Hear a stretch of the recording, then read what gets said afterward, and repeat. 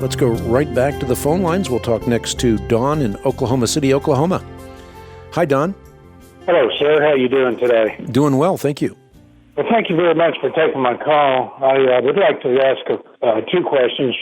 Second, the question would be about that scientific paradigm into the Scripture. But the first one is about the snake in the garden and these kinds of things.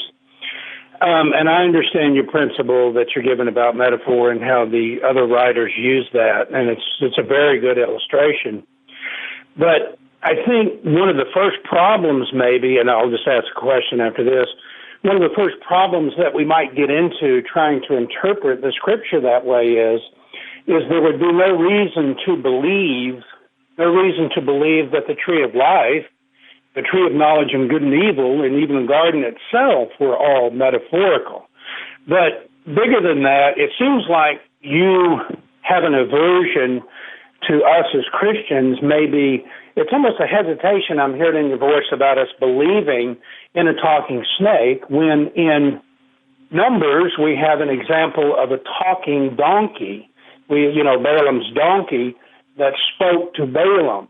So I really understand your principle about, the illustration of how Satan is represented in the Scriptures, but I see nothing in context and then along with the rest of the Scripture that would disallow us to believe that he took on that form or whatever he decided to do or possibly do. I'm not disagreeing with you about it. I'm just saying if we can do that with metaphor, why can't we do that with the tree of knowledge of life and good and evil? And then I'd like to ask the second question. Well, I think what's important is that when we talk about metaphor, and I've said this before, metaphors do not obscure knowledge. They enhance knowledge, which is to say they illuminate knowledge we might ordinarily miss. I think that's very important. But as far as Satan is concerned, there are a lot of metaphors that are used to describe him, and I've pointed that out as well. Dragon, for example, is a word that describes Satan, but dragons are the stuff of mythology, not theology. So the point is not what Satan looks like, but what he is like. The problem on the other side of the coin is that if you don't recognize the nature of Satan and the limitations of Satan, then you undermine a biblical worldview, because Satan really can take on physical form. If he has creative power, then you lose epistemic warrant for the central event in Christianity, which is the resurrection. So I think that's what's at stake here. So we should read the metaphors in the sense in which they're intended.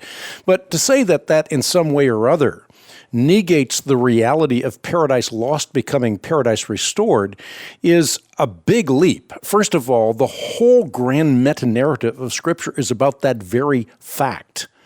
And the tree of life that you mentioned shows up in the book of Revelation, bearing 12 crops of fruit, yielding its fruit every month, and the leaves of the tree are for the healing of the nations. No longer will there be any curse. The throne of God and of the Lamb will be in that city, and the servants will serve him. You know the passage. So the point here is that we read Scripture in light of Scripture. As far as Balaam is concerned, remember Balaam was the Judas of the Old Testament, and like Judas, he came close enough to the truth to appear sincere, but in reality, both he and Judas were motivated by greed, and they were renounced by God.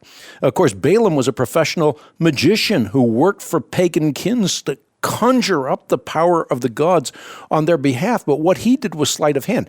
God, however, can do anything. God can cause an ass to speak, just as he can use me for the propagation of the gospel.